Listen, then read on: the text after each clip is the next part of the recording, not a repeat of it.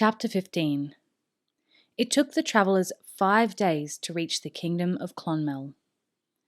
They travelled first to the coastal village of Selsey, where Halt prevailed upon the headmen to provide a boat to take them and their horses across the narrow stretch of sea to Hibernia.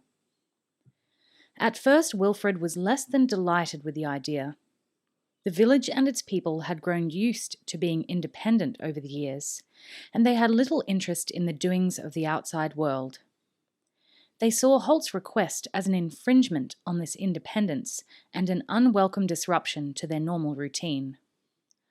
Halt had to remind them that, although Selsey was not part of any fief, it was still part of Araluen and subject to King Duncan's authority, which he, as a ranger, represented. He further pointed out that he had saved part of their fishing fleet from destruction, then prevented the outsiders from absconding with a considerable amount of gold, silver, and jewellery belonging to the villagers. On top of that, Halt had arranged for an armed party from Redmont to hunt down and arrest the bandits who had been working with Farrell and his group, ensuring the villagers' continuing safety. Wilfred eventually, although still grudgingly, conceded the point and provided a boat and crew to ferry them to Hibernia. They landed on a deserted stretch of beach in the southeast corner of Clonmel, just before first light. The 3 companions quickly mounted their horses and rode into the woods fringing the beach, out of sight of any possible prying eyes. Will looked back as the trees loomed over them, cloaking them in shadows. The boat was already far offshore, the sail no more than a pale speck among the dark waves, as her skipper headed back out to sea, wasting no time getting back to the fishing grounds. Halt saw the direction of his gaze. "Fishermen," he said. "All they ever think of is their next catch." "They were a friendly lot," Horace said. In fact, the sailors had hardly addressed an unnecessary word to their passengers. "I'm not sorry to be off that tub." Halt concurred with the thought, although not entirely for the same reason. As always, his stomach had betrayed him once the boat had left the calm waters of the harbour and begun to plunge and roll on the open sea. The all-pervading smell of stale fish guts hadn't helped matters either. He had spent the greater part of the voyage standing in the bow of the boat, his face pale, his knuckles white where he gripped the railing. His 2 young companions, familiar with his problem, decided the best course was to ignore it and leave Halt to his own devices. From past experience, they knew that any show of sympathy would lead to a snarl of dismissal, and any sign of amusement would lead to far worse. They rode into the wood, soon crossing a path. It was a narrow, winding game trail, and there was no way to ride abreast. They rode in single file, following Halt's lead as he headed northwest. "What now, Halt?" Will asked. He was riding second in line behind his teacher. The grey-bearded ranger twisted in his saddle to reply. "We'll head towards Ferris Castle, Dunkilty. It's maybe a week's ride from here. That'll give us a chance to see how things are in Clonmel." It soon became apparent that things in Clonmel were far from good. The game trail meandered haphazardly and eventually led them to a broader, more permanent high road. As they followed it, they began to see farmlands interspersed with the woods. But the fields were untended and overgrown with weeds, and the farmhouses they saw were shuttered and silent, with the farmyard entrances barricaded by wagons and hay bales, so they resembled improvised armed camps.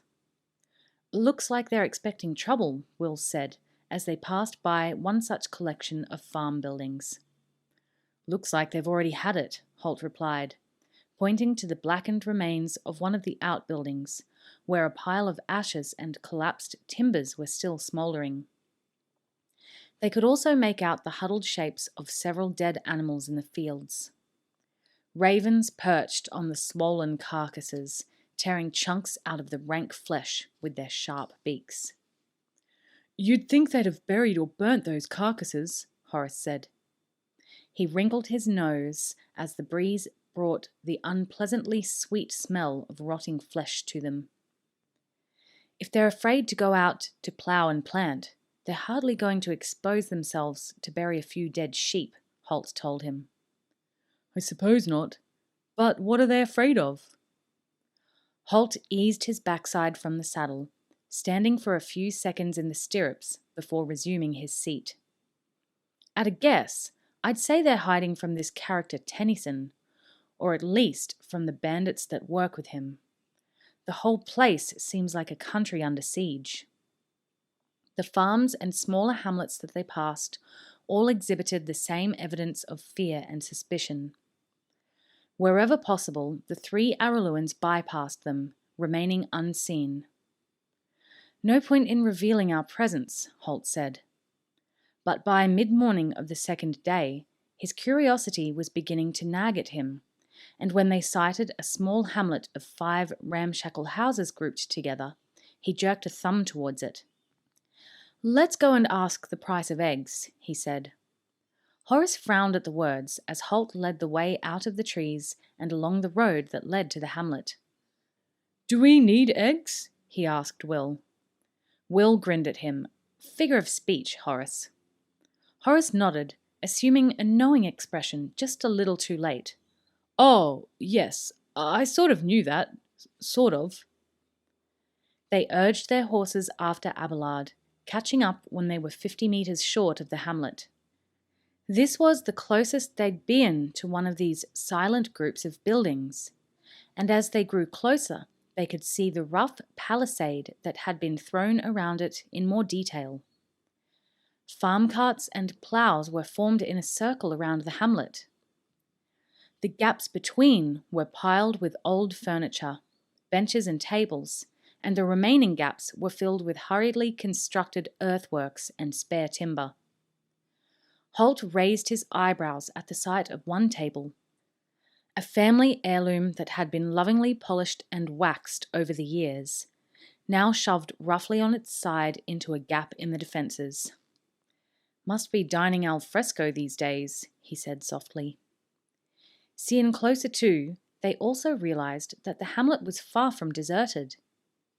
They could make out movement now behind the barricade. Several figures were moving to group together at the point they were heading for. At least one of them seemed to be wearing a helmet. The mid-morning sun gleamed dully off it. As they watched, the man clambered up onto a wagon that obviously served as a gate through the barricade. He was wearing a leather coat studded with metal. It was a cheap and primitive form of armour. In his right hand, he brandished a heavy spear. There was nothing cheap or primitive about it. Like the helmet, it reflected the sun's rays. Someone's been sharpening his spear, Horace observed to his friends. Before they could reply, the spearman called out to them. On your way, he yelled roughly. You're not welcome here. To reinforce this statement, he brandished the spear. Several of the other occupants growled in agreement, and the 3 travellers saw other weapons waving above the barricade. Several swords, an axe, and a selection of farm implements like scythes and sickles. We mean you no harm, friend, Halt called back. He leaned his elbows on the saddle pommel and smiled encouragingly at the man. They were too far away for the farmer to see the expression, but he knew the body language was non-threatening, and he hoped the smile would soften the tone of his voice. Well, we'll mean you plenty if you come any further. While Halt parleyed, Will was studying the barricade intently, particularly the weapons that appeared sporadically to be waved threateningly above the top.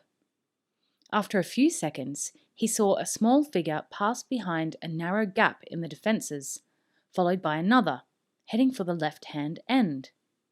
A few seconds later, weapons were being brandished at that position. He noticed that none were now visible at the right-hand end, where a few minutes ago they had been waving energetically. Halt, he said, out of the corner of his mouth. There aren't as many of them as they'd like us to think, and some of them are either women or children. I thought as much, the ranger replied. That's why they don't want us any closer, of course. He spoke again to the spearman. We're simple travellers, friend. We'll pay well for a hot meal and a tankard of ale. We don't want your money, and you're not getting our food. Now, be on your way. There was a note of desperation in his voice, Halt thought, as if any moment the man expected the 3 armed riders to call his bluff. Halt knew then that Will was right, and the majority of defenders behind the barricade were women and children. There was no reason, the ranger concluded, to cause them any further concern. Things seemed bad enough in this part of the country anyway. Very well, if you say so. But can you tell us if there's an inn anywhere close by? We've been on the road for some time. There was a slight pause. Then the man answered.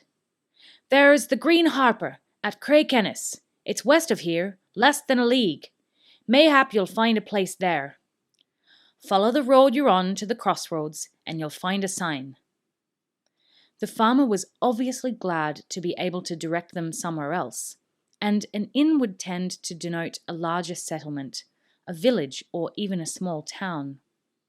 Such a place might be less likely to turn strangers away. Halt waved in farewell. Thanks for the advice, friend. We'll bother you no further. There was no reply. The man remained standing on the cart, his spear in hand, as they turned their horses and began to trot away. After 100 meters or so, Will twisted round in his saddle. Still watching us, he said. Halt grunted. I'm sure he'll keep doing so till we're out of sight. And then worry half the night that we might turn back after dark and try to surprise him. He shook his head sadly. Horace noticed the action. That's one frightened man, he said. Halt looked at him, very frightened, and fear is the outsider's most potent ally. I think we're starting to get an idea of what we're up against. They rode on and came to the road sign directing them to Craigkennis. The fact that there was a road sign and that the place actually had a name all pointed to the possibility that it was a larger settlement. Still, Halt wanted to avoid the sort of non-welcome they had just received. I think we might split up, he said. The sight of 3 armed men might be a bit daunting for people in this area, and I don't want to be unceremoniously thrown out before we get in. Will, you've got that lute of yours, haven't you? Will had long ago given up trying to tell Halt that his instrument was a mandola. And in any case, Halt's question was a rhetorical one. Will always carried the instrument with him, and he'd played it around their campfire the night before. Yes, do you want me to become a travelling minstrel? He'd foreseen where Halt's thinking was heading. There was something unthreatening about a travelling musician. Halt nodded. Yes, for some reason people tend to trust a minstrel. And of course, this one has such a trustworthy face, Horace put in with a grin. Halt looked at him for a few seconds in silence. Quite so, he said at length. We'll find a place to camp, then you go in ahead of us and start up some singing. Horace and I will slip in while everyone's watching you. Book a room at the inn. That's what you'd usually do, isn't it? Will nodded. It's the normal thing for an entertainer to ask for a room, or a bed in the barn if the inn's full. You do that then. We'll have a meal and listen around to see what we can find out. Then we'll go back to the camp. See if you can get any information from the innkeeper, but don't look too nosy. We'll compare notes tomorrow morning. Will nodded. Sounds simple enough. A grin stole over his face. He knew Halt had a total lack of interest in music. Any requests for tonight? His old teacher looked at him for a long moment. Anything but greybeard Halt, he said. Horace clicked his tongue in disappointment. That's one of my favourites. Halt regarded the 2 grinning young faces. Why do I have the feeling that I'm going to regret agreeing to this task group? He said.